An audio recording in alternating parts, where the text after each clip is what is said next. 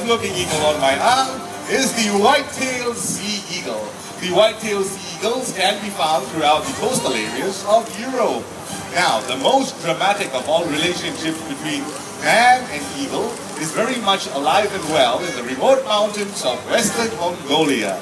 The Mongolian falconers, they would go hunting on horseback with their very powerful golden eagles. And they would go in search of prey like deers, mountain goats, foxes, and even the very powerful wolves.